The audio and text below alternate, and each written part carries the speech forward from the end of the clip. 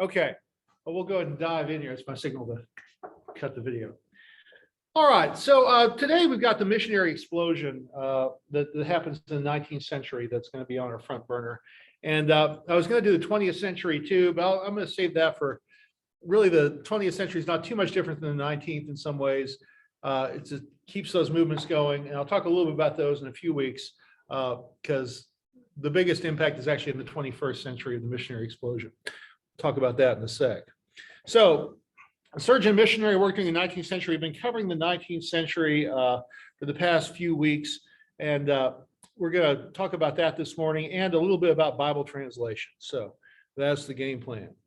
So a couple months ago, we talked about in the 15 and 16 and 1700s, the beginnings of the first real missionary movements in the church since taking the gospel out to the tribes of Europe when they were painting themselves blue and when they would march tribes through a river to baptize them, all those kind of things. But after the Protestant Reformation, the Roman Catholics really did heavy mission work. We talked about that a couple of weeks ago. And all around the world, South America, Central America, Latin America, all the way out to Southeast Asia, India, Philippines, and even within a couple hundred miles of Lubbock. I mean, in the 1600s, 1632, they're putting a mission out here just 180, 190 miles from Lubbock. So big missionary expansion in the Roman Catholic Church. Well, I would say, though, for our purposes today, these early missionary efforts were very important historically, but they're not significant in terms of numbers of converts. Every soul counts, every person that gets saved counts, everybody's in a relationship with Jesus counts, but as far as brutal, raw numbers, the big missionary expansion was yet to come. They were dabbling around on the fringes. They were converting some tribes people, some native tribes people, some folks in ports in Asia, but they didn't get into the interior, the heartland of those Asian countries. We also talked a couple weeks ago about Protestant efforts. They were a little bit later because they were trying to get things together. We talked about our own tradition, the SPCK and the SPG starting in 1700. And both of those are still active today. Thomas Bray, really influential figure. Both these groups have websites. You can go look them up and see what they're doing today. Send out thousands of missionaries over the years. All right, but again, we're back to that important historically, important for the church, but not significant in terms of absolute huge numbers. That will change during this coming period. So by 1800, most Christians in the world were still living either in Europe or a European colony or near an enclave of European settlement somewhere. So you've got some Christians in Australia, you've got some Christians in America, but those are mainly the Europeans with a few folks in the fringe. And mainly they're Caucasian. The book says it very well. This is a great couple of quotes here. So in 1789, if a Martian showed up, they would assume, based on the data, that Christianity was the religion of the white people. There were some exceptions. You had an ancient Ethiopian church that had been there for 1700 years at this point. You had the church, which was still hanging on by its fingernails in the Middle East. But by and large, most Christians were European, Caucasian types, and either in Europe or in European colonies. So he then says this: if the Martian returned to Earth in 2000, he would find Christianity a world religion firmly established in every continent, and it's actually the largest religion, among people of the most diverse and disparate origins and cultures. It is still growing in 2000, still is now, except in our part of the world, and most rapidly in the southern continents, especially tropical Africa and Latin America, and receding only amongst the Caucasians, to whom the 200 years before it seemed confined. So quite the flip here, just in that 200-year period. And this missionary work that starts in the very late 1700s, early 1800s, that's what really drives the current situation. Christianity is the largest world religion. It is the critical mass. They have graphs of this. Critical mass is no longer in Europe. Critical mass is in Africa and Southeast Asia. And the next up and comer is China. We'll talk about that when we talk about the 21st century. But it's shrinking in its old areas of strength and booming, and I mean booming around these other areas of the world. All right, now the book goes into a lot of detail about the history of various British missionary societies, and then some other denominational efforts from Americans and Brits and some folks on the continent. I don't want to go into that in hyper fine detail. The book does a good job handling that. But just a case in point, I want to look at the map of Africa here. Before, the only Christians in Africa were the Ethiopian church, which is ancient, and then just a few little Christian settlements in Portuguese ports. But this changes in the 1800s. I mean, you look at this map, and they are going everywhere there are people in Africa, basically. The Sahara is blank because the Sahara is blank. Nobody's there to convert. But huge missionary efforts. And the variety is amazing here. I blew up this chunk here. So you've got the London Missionary Society, which is a big player for England, LMS. But you've got Germans going out, the Finns going out, French, the Parish Missionary Society. Then you've got all these weird Americans, a group like the Protestant Episcopal Church USA. That's us. That's our old name. So we've got missionaries in Africa. You've got the Southern Baptist Convention USA.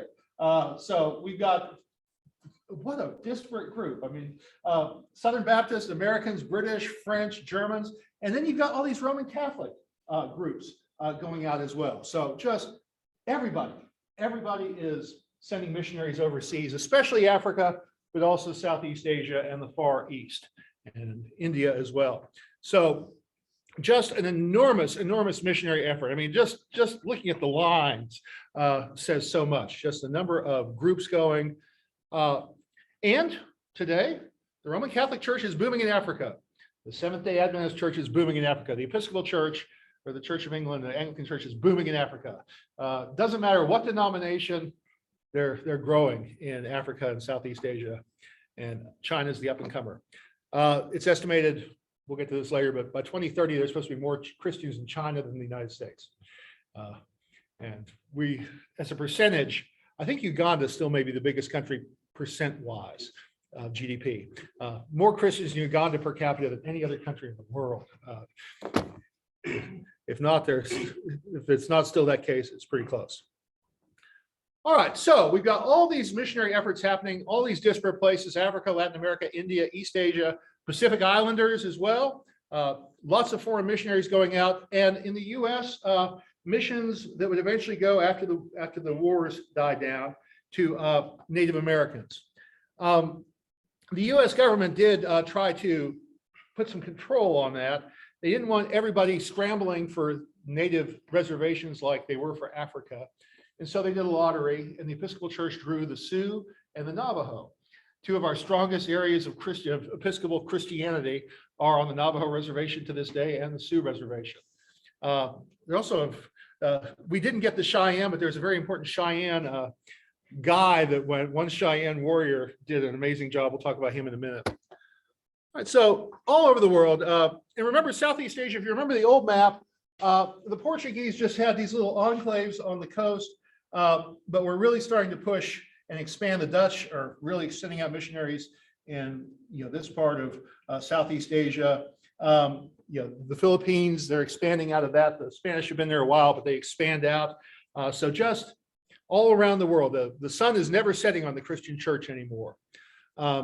The opposite of Jerusalem is basically Honolulu. Opposite side of the world, it's actually be just south of Hawaii, but the church goes all around the world at this point, from Jerusalem all the way to the farthest edges of the world on the other side. Okay, again, not hyperfine detail, but as we saw in the 1600s and 1700s, during this time, there also is a real question about how much of missionary activity should be religious and how much is cultural. And not every missionary understands that you can really separate out the two. We talked about this, that the Jesuits in China were really good about trying to make Christianity something the Chinese could understand and use their terms. And then when other missionaries came in and said, you can't do that, the Emperor of China just kicked the missionaries, just, okay, no Christians in, all you out of here for the next few centuries until the 1800s when they start going back in. So that's a huge question. But the nice thing about, so there's a dark side, do you really have to dress up in a top hat and a waistcoat to be a Christian?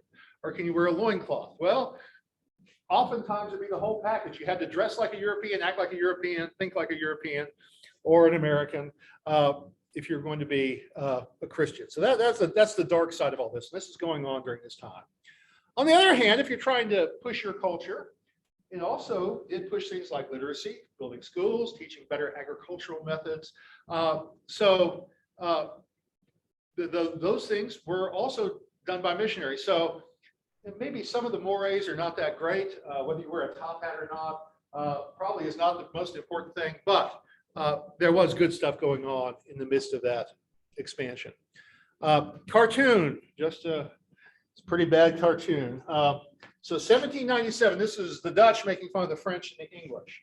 This is from a different history book, but the caption under the picture says this: European exploitation, a savage Dutch cartoon of 1897. The French corrupt the natives with useless frivolity, mirrors and corsets and things like that, hats. And the English, greater hypocrites, sell rum and rifles along with Bibles. So the Dutch are not too impressed with missionary activities from the French and English. I would also say in Southeast Asia, the Dutch were doing some of the same things too. So, okay. So yeah, it's easy to, but what's the thing from AA? If you see something in somebody else, it's because you're seeing yourself. If you don't like something you see in somebody else, it's probably because it's you. All right, my two most talkative seminary classmates could not stand each other because the other one talked too much. You couldn't get a word in edgewise. They both complained about the other. Gene would talk about Deborah, Deborah talk about Gene, and just, you both do it. You're like mirror images on that. And, she just talks so much. Yeah, okay. All right. Example of missionary, James Missionary writing about Hawaii during this time, missionaries there. I mean, I know it's fiction, but Max von Sydow, the very dour missionary, and there he is in his black, even though it's a tropical climate. Well, he occasionally takes his coat off and will be in a black vest and a white shirt. And you got to make the Hawaiian natives dress like this instead of like Hawaiians. And if you're going to be Christian, you got, okay. So that was part of all this mess. So good stuff going on and a dark side as well. But instead of going through hyperfine detail, I want to take 6 snapshots. These are all folks on the Episcopal calendar of saints. And I want to look at 6 different missionaries, many of whom are martyrs. So I just want to tell their stories real quick to kind of give us a sense of stuff around the world here. First, I want to talk about James Hannington and his companions. James Hannington in Uganda. So he's a missionary priest in East Africa. Later is made the bishop of the region around Lake Victoria, which is now Uganda, and some other countries as well. And he made some real inroads with the king, and then there was a regime change. And the new king, Mwanga, thought these foreigners were a pure and total threat. And so he decided to cut the movement off at the head. He sent his warriors out literally to take out Bishop Hannington and his entourage, and they did. Spears in hand, they went up to him, and just as they were about to stab him, Hannington said, "Go tell your king, go tell Mwanga, I'm purchased with my blood. I purchased the road to Uganda with my blood. I'm giving my life for the people here, and this is going to bring Christianity in. It's not going to stop things." And then that was it for him. They still have a monument in Uganda to him. They preserved the rock where he got killed and bled to death. The Ugandan Christians have kept that all these years. And then the quote from the early days of the church: "The blood of the martyrs is the seed of the church and the seed of the gospel." So James Hannington, like we said, Uganda is one of the biggest Christian churches in the world, Christian areas in the world today. Also, another group from that same country, a year later, 8 months later, in fact, Mwanga decided that he hadn't stopped Christianity. It was even in his own court. And so he decided to do a purge of the Christians in his royal court. And he singled 32 of his pages out and told them they needed to renounce Christianity. They absolutely refused. He burned them up, and they went to the fire and they sang They prayed for forgiveness for the people killing them. And that, even as much as Hannington was impressive to Ugandans, this was even more impressive, that 32 of their own would go to their death for Christianity. And it really did say to the Ugandan people, this is not just the white man's religion. This is something that is African now. And these 32, the martyrs of Uganda, have a different feast day from James Hannington because they also were very brave. And I would note in my own lifetime, our own lifetime, most of our own lifetimes, 1977, very thriving church, but our Archbishop of Uganda got crosswise with the dictator Idi Amin Dada, and he got arrested one night, and his family was told he died in a car crash on the way to jail. And then a few weeks later, they were given his body. It was riddled with bullets. So yeah, car crash. Yeah. So Archbishop Shinani Luwum, modern Ugandan martyr. So things have calmed down since Idi Amin was deposed, but even in our lifetimes, most of our lifetimes, still some persecution in that country. All right, another African, Bernard Mazeki.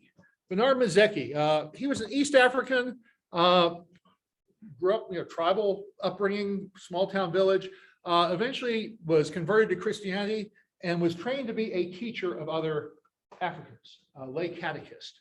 And he was given charge of a mission station in Rhodesia to set up school and church and all that as a layperson. And another regime change, some people came in. He was warned, they're going to kill you. And he said, I cannot leave my flock. I can't leave my people. I'm not going to abandon them. And they came in, and Mazeki was stabbed to death. And today they actually, the hut that he lived in, the floor of the hut is still preserved here. And they built an altar above it on a little raised platform, and they put a roof over it. So that's Mazeki's fire pit there. So they really revere him as a martyr in Zimbabwe now. Again, for the African people, another great African Christian early on. All right, let's flip to the other side of the world. John Coleridge Patteson. His uncle was a great uncle was the famous poet Samuel Taylor Coleridge, the Romantic poet. In Xanadu de Kubla Khan, a stately. Anyway, that's old uncle. So John Patteson was a priest and then bishop in Melanesia, what we call the Solomon Islands today. And he worked hard. He had such a variety, all these little tiny islands dotted with a few tribes of people here, there. There were 1,000 languages spoken there, but he made an effort and he learned 23 of those languages to speak, which is 23 languages to speak to these people. So he worked very hard, and he was very upset. He would keep writing letters back to the British press in London, and because there was still illegal slave trading going on even in the late 1870s. And they would come in and take the islanders, and they're going to be indentured servants. Well, it's slave raids and same kind of thing. And he was very much against that. Ironically, he landed on an island, and the missionary, the people there saw he was white and thought he was a slave trader, and they killed him. So one of the saddest things, completely mistaken. Eventually, apparently, somehow they figured it out, because they put him adrift. They gave him a burial for a king, basically put him in a palm mat blanket, woven palm mats, put palms in his hands as signs of victory, and pushed the canoe out in the ocean. They found his body. Body was recovered floating out in the ocean there. And there's even a carving of it. So yes, there he is with his palm mat shroud that the natives made him. And later, the next bishop went to that same island, and they had a big reconciliation, and all was good. But Patteson gave his life in Southeast or in the Pacific Islands. And the one good thing that came out of it is that England said, okay, we got to do something about this. And the British press finally got the message, the people got the message, Parliament got the message, and they stopped that illegal slave trade finally. Who was doing it? Pirates. I mean, guys, raiders. Where were they enslaved? Some of them ended up in Australia, things like that, and other islands too. But the ones in Australia were indentured servants; they weren't slaves. Yeah, exactly. All the convicts. So yeah. All right, another one. The one that is actually geographically closest to us, David Pendleton Okerhader, from Oklahoma. So geographically the closest. In fact, he came over into what is our diocese to fight. He was a warrior for the Cheyenne. His name was Okahada in the Cheyenne language. Okerhader is his English anglicized version. He fought at Adobe Walls, the second battle of Adobe Walls up at the top of the Panhandle. So fearsome Cheyenne war chief, war leader. And along when they put down the rebellions, they shipped him and a bunch of Cheyenne warriors off to prison in Florida. And there, some missionaries from New York, Episcopal missionaries, started talking to him, took him under their wing. He was actually a very good artist. They were impressed by his art. He's in his mid-20s at this point. They trained him up and got him some art classes and all that. Eventually, he moved back to New York with them and got baptized in the Episcopal Church, took the name of David as his baptismal name. And because the Pendletons were such wonderful sponsors and friends to him, he took their name as his middle name. So David Pendleton Okerhader. And he got ordained a deacon in the Episcopal Church eventually and went back to Oklahoma in 1881 to be a missionary. Now, the Episcopal Church was not in charge of the Cheyenne Reservation, but if there's a Cheyenne deacon that shows up on the Cheyenne Reservation to start an Episcopal Church, then okay, that's fine. That's fine. So he served there for 50 years. And he has so there's his picture. There's a stained glass window with him as a Cheyenne warrior, then as a warrior for Christ. So he wasn't able to be a priest. He could be a For whatever reason, they didn't ordain him priest, and I would suspect part of that was perhaps racial. They did a lot of that for ethnic and racial. They had a white priest go with them, but it was not uncommon. We talked about Absalom Jones a few weeks ago, the first African American priest, and there were minority priests that were ordained, but they weren't as common. So. I love Pendleton's quote. Okerhader's quote is wonderful here. So here's what he said when he went back to his reservation. You all know me. You remember when I led you out to war, I went first, and what I told you was true.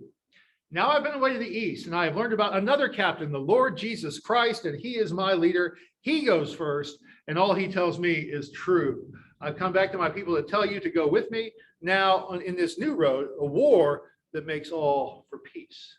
And that's the way he lived his last 50 years of his life, promoting this gospel of peace.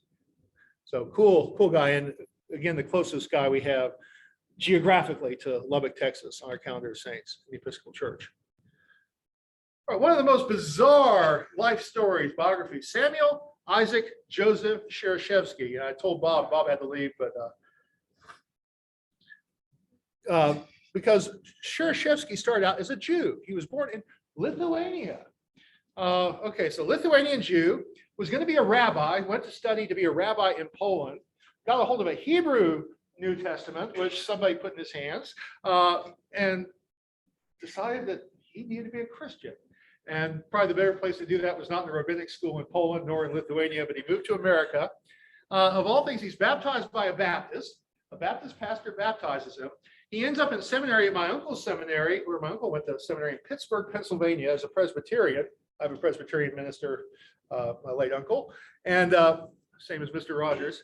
And then he switched over to General Theological Seminary in New York, one of our seminaries. So Jew, Polish rabbinical school, Baptist baptism, Presbyterian, and Episcopal seminaries. I mean, that's about the breadth of religions.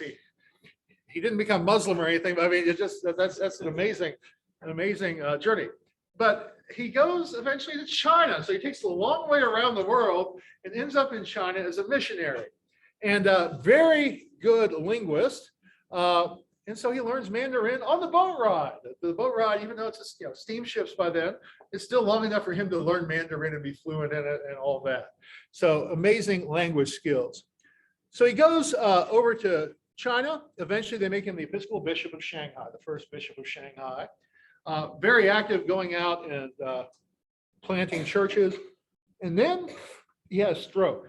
And he was supposedly a very vigorous man before the stroke, and the stroke just crippled him. I mean, just mostly paralyzed the rest of his life. He lived another quarter century, and just an amazing switch. And after the stroke, he did his most amazing work. So all this amazing biography is just prelude to what he does. What he does with one working finger is he translates the Bible into two different kinds of Chinese by typing it. One finger on a mostly paralyzed arm, typing. Just imagine how it took him 20 years to type 2,000 pages. Just the patience, excruciatingly slow.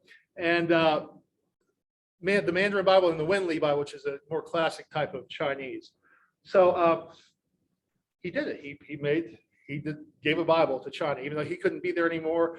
He did go back for a visit, and he ended up dying in Japan on the way back from China on one of those trips. Yeah, Trey. Typing in Chinese. Typing in Chinese, the Chinese typewriter, the one thing that helps is each press of the key is a word, but there are a bunch more keys on a Chinese typewriter. What to say? Yeah, and so just imagine being mostly paralyzed trying to find the right word while you're in a wheelchair, with only one working finger, one partially working arm.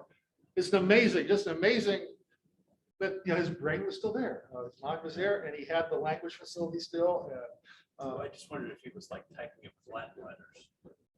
No, it was Chinese type, and eventually he got to where he couldn't type, and they did hire a scribe to help, a typist that was schooled in Chinese, and he had a hard time talking later in life too. But just an amazing story of patience. And his Bibles were published by the American Bible Society. I'll talk more about them in a minute. But Scherzhevsky's line after when the Bibles were released 5 years before his death. I've sat in this chair for over 20 years. It seemed very hard at first. Well, yeah, I would imagine so. But God knew best. God kept me for the work for which I am best fitted. So he saw that this translation was his most important work. That's what God was preserving him to do. So just quite the wild, amazing character. So let's talk about American Bible Society. There were other Bible societies. There were British Bible societies. But these started up during this time too, that not only are we trying to get Christianity out there, and we're trying to get literacy out there in some cases, but we also need to promote Scripture, and that's going to be an important way of carrying things to what we call the third world, the two-thirds world. So the American Bible Society started in 1816 with that mission to get as many Bibles out there in the world as you can. And they're still around. You go to their website today. I just looked this past week. And if you want a Bible in Apache or in Chechen or Yoruba or Tagalog or any other, they have hundreds of Bibles available in all these world languages. So they're the ones that publish Scherzhevsky's Bibles. And they're still going very strong today. They've even done translations for those really a place where Christianity is declining. America. So if you ever read the Good News Bible or the contemporary English version of the Bible, those are also American Bible Society publications. Those are their translations. Those are very popular translations there. So in fact, I think I see this Bible sitting right over there on our shelf. So very popular work. So they're still going strong. So that also is part of that 19th century missionary impulse to go out and make sure there are plenty of Bibles around. All right. Well, since we're on Bible translation here, I wanted to spend just a little bit of time talking about Bibles.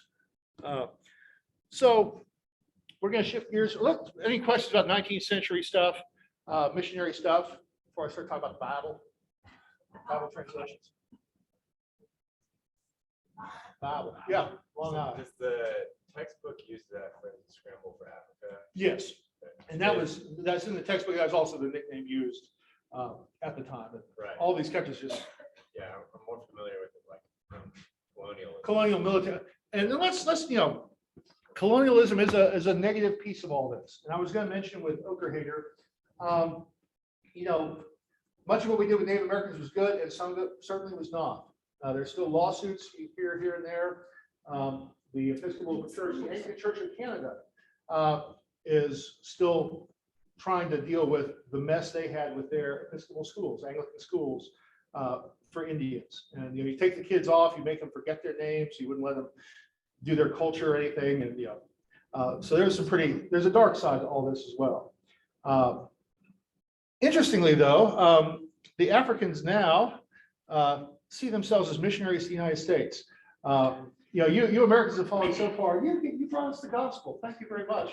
And now you're ignoring it. So we're going to come back and we're going to try to convert you back to the faith that you converted us to. So kind of an interesting flip. In fact, in the Roman Catholic Church, it's hard to find an American priest. Most parishes have a priest from Africa, from the Philippines. Very common for these formerly third world countries to be sending their clergy to us because we need them. The Catholic Church in Oslo is priest is from India. India, interesting. I was going to say earlier also, one of the things about all the bad about colonialism, one thing that's been helpful is in the places where they have multiple ethnic groups and multiple languages, they use the European language often to communicate officially and with each other, even if they retain their own. Their own tribal languages. Yeah. And there's that former German colonies that Germany lost after World War I. There's people they still speak German. To each other. They publish newspapers in German to this day. Wow. Even though they haven't been a German colony in over 100 years. Well, South Africa, there were so many tribal languages in South Africa, Dutch and then the Afrikaans Dutch and then later English. Certainly, when Nelson Mandela spoke his own tribal language and he spoke Boer, Afrikaans Dutch, whatever that version is, and he spoke English fluently. So, yeah. So oftentimes that is the glue linguistically. Thank you, Trey. I wanted to say just a 15 minutes here about Bible translations. We don't think about it, but there are two schools of thought when it comes to how you approach translating the Bible. And the Bible is written in Hebrew and Aramaic and in Greek. It's not written in English. Didn't come down, didn't float down in the clouds, already translated. We have to go speakers from all those cultures have to go to the work of translating it. And there are two general schools of thought. There's the formal equivalence and the dynamic equivalence school of thought. So the formal equivalence is to try to translate each word in its place as literally and precisely as you can. And try to keep it just as faithful to the original on a word by word basis. Okay. Dynamic equivalence says, well, you do that, you might be able to get the words across, but you're going to miss some of the meaning because sometimes combinations of words mean one thing in one language, and they mean something else entirely in another culture, another language. And so you need to do thought for thought or give the sense of the passage. So these two schools of thought are out there. They actually end up on a spectrum. So you have some that are really rigidly word for word, some that are medium word for, and all the way over to thought for thought. And then there's some off the spectrum at this other end. I'll talk about that. That go to the thought for thought so much they're not even translations anymore. Okay, so I want to talk about just this spectrum real quick. And I do need to stipulate there is no, except for a Greek interlinear New Testament, where they take the Greek and translate each word above it, there is no pure word for word formal equivalency Bible out there. You cannot buy a literal Bible because if you read it, it would sound like Yoda was talking. The word order is completely wrong. Doesn't sound like English at all.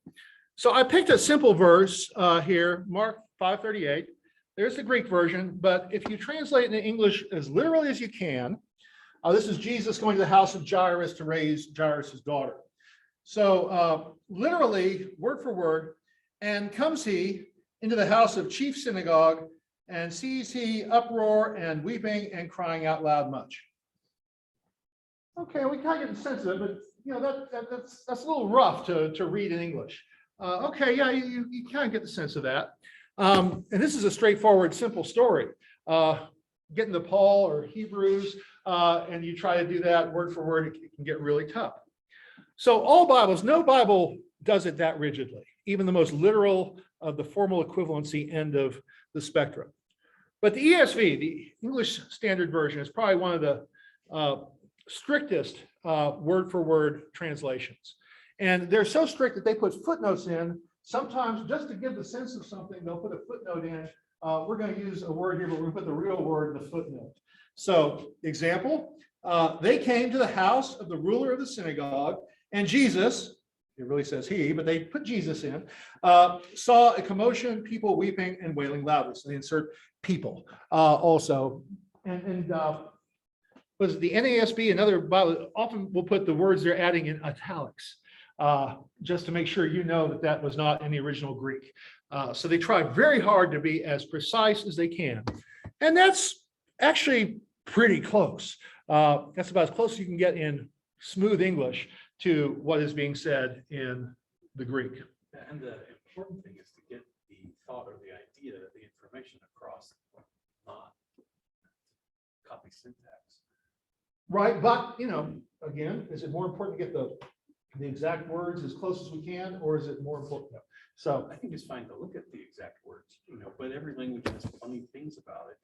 Like you said, well, words- and different Bible, part of the joy of having different Bibles, there's been an explosion of Bible translations since groups like the American Bible Society and other groups have been around, especially in the 20th century, late 20th century even. Lots of wonderful translations. So you can sit down in a Bible study with a group and each of you has a different Bible. If you got several of these, it can really help. Go ahead, Jimmy. And just even looking, like when I sometimes have a Spanish copy in front of me and stuff, sometimes there's in English a little bit more emphasis on one word that really is just kind of downplayed in the other languages.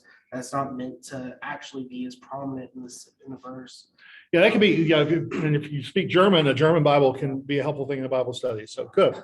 And but another thing the word for word thing, they're still going to have to add things in there because the other languages, especially Greek, have cases, so they don't use prepositions like we do, because you can tell. You just stick the preposition on the verb. Yeah. Because of its suffix. Yeah. And in English, we don't have that. Right. And so, there's no, like I said, there's no such thing as a pure literal translation, but ESV tries to go as close as they can to that end of the spectrum. NASB is another one that's very much on that as literal as we can translation. They came to the house of the synagogue official, and he saw a commotion and people loudly weeping and wailing. And they capitalized he to make sure we know it's Jesus, not just a generic he. So again, a pretty close translation here. Part of the problem with this verse is it's more straightforward than some of the other ones. All right. The one we use in church is the NRSV, New Revised Standard Version. It's pretty, not quite as literal as the ESV and NASB, but it's on that end of the spectrum. So when they came to the house of the leader of the synagogue, he saw commotion, people weeping and wailing loudly. It's still a pretty rigid, trying to be faithful word for word. The NRSV is the granddaughter of the King James Bible, by the way. NRSV was the daughter of the RSV, Revised Standard Version, which was a daughter of the King James Version. Why no capitalization on he or insert? Never. Why no capitalization of he or? It was very much the standard in English in the 1930s and 40s to capitalize pronouns that refer to the divine. That's no longer standard English anymore. So that's part of the question. If he refers to God, do you capitalize it or not? Most Bibles now will not, but the NASB does. So that one, make sure they use the older convention there. But in the original languages, they didn't have uppercase and lowercase letters. So they didn't have lowercase, and everything was uppercase. So yeah. Original Greek, everything was uppercase. And no spaces between words either. So imagine all capital letters with no spaces and trying to, and handwritten. So, all right. So this end of the spectrum, ESV, NASB, King James, New Revised Standard, all are this word for word thing. Okay, sense for sense. And this verse is probably not the best for sense because it's so straightforward. Even the ones that are trying to convey thoughts give a pretty straightforward translation. They came to the house of the synagogue leader. Jesus saw much commotion, weeping and wailing. That's New Living Translation. I love that one. The contemporary English version gives you a little more of a sense for sense, and they try to simplify the language for children, for people with lower educations. They don't write in a lofty, heavy vocabulary. So they went home with Jairus. They who? Okay. All right. Jairus and saw, not Jesus saw or he saw, and saw the people crying and making a lot of noise. Okay, noise doesn't appear there anywhere, but okay, there's commotion and weeping and wailing. Loud, but yeah, okay. So they're trying to give the sense of it without literally, the word noise doesn't appear, but they're trying, it's crying out loud, but okay.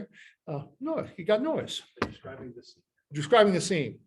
And so this end of the spectrum, the Jerusalem Bible, the New English Bibles, the Contemporary English, the Good News Translation, the New International Version, that's a very popular version, and the New Living Translation, all are this sense for sense end of the spectrum. New Living Translation, by the way, was trying to correct the Living Bible, which is not a translation, it's a paraphrase. And they use scholars to really do a translation instead of, let's talk about that. So there are some, so word for word, middle of the road, thought for thought, and then off the end of the spectrum are these paraphrases that they really, don't worry about translating. They want to really give the sense of the thing. So Living Bible is a very popular example of that. Eugene Peterson's The Message, wonderful work, but it's not a translation. Don't use it for Bible study. So look at his version of this. They enter the leader's house and push their way through the gossips, looking for a story, and neighbors bringing in casseroles. Okay, that's not what Mark says, but in our culture, that says a lot. It gives us a sense of things that we miss. I don't like The Message as a Bible study translation, though, because it's so loose. It gives you a wonderful sense, but it also, that's all true. He's a priest, he's a minister. It's good stuff, but it's not a perfect, it's not a translation at all. Trying to give the sense of things.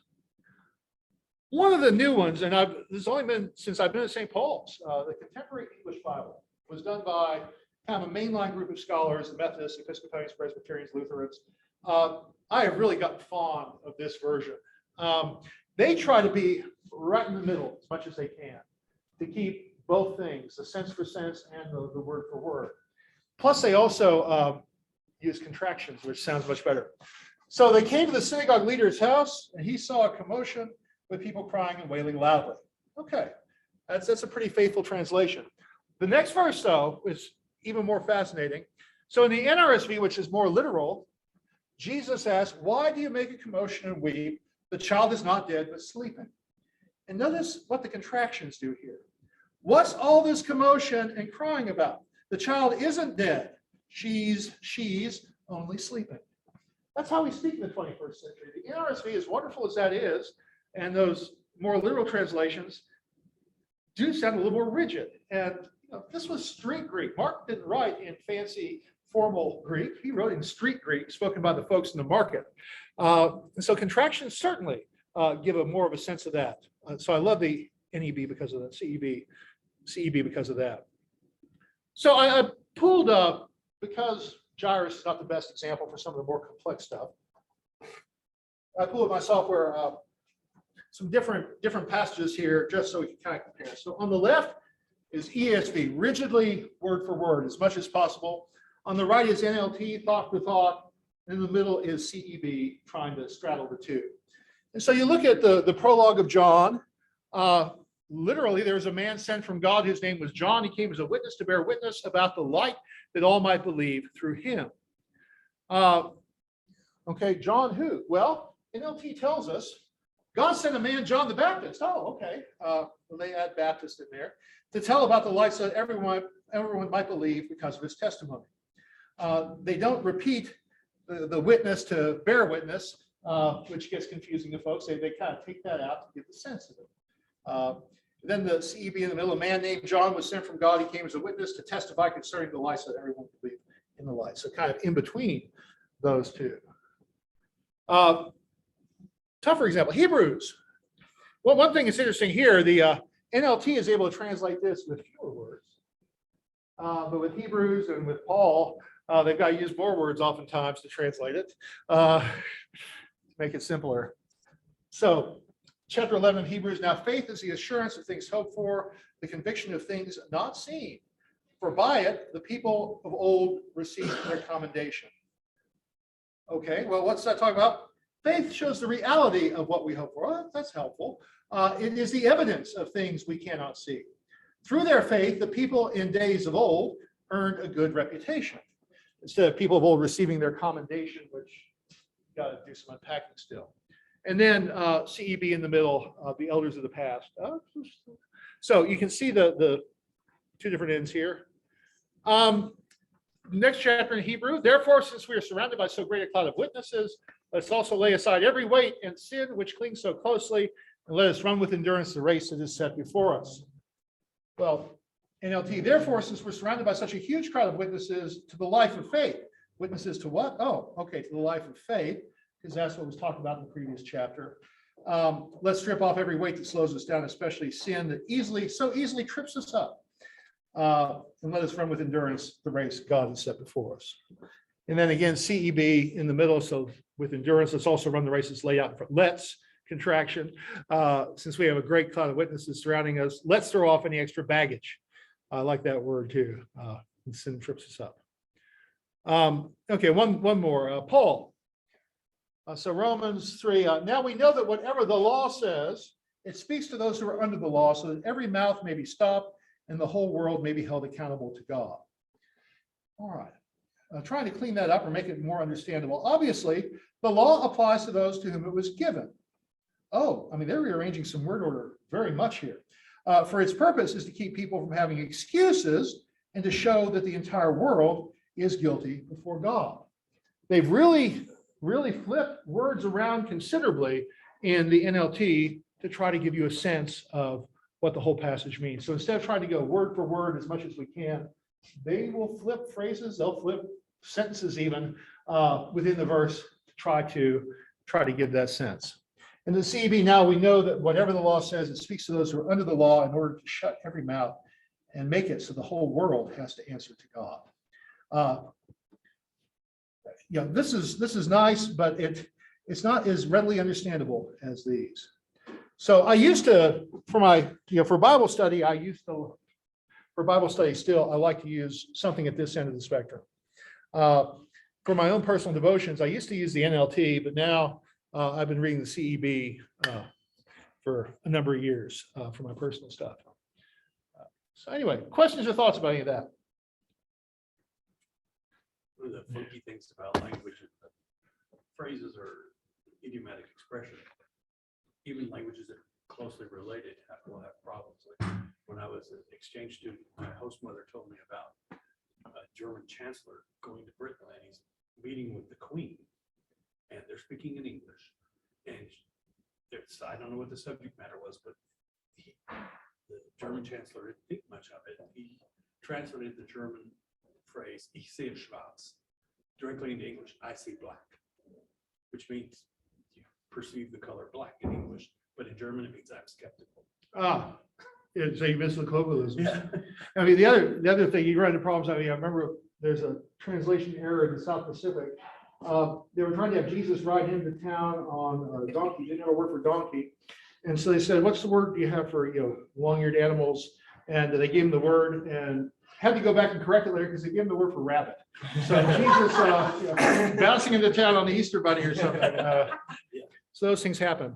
Plus, we also have the problem, I mean, Queen Anne was asked, this is early 1700s, about St. Paul's Cathedral. She said it's amusing, it's artificial. Was one other thing. It's awful. It's awful, amusing, and artificial. That sounds bad. By awful, she meant it inspires awe. It's jaw-droppingly amazing.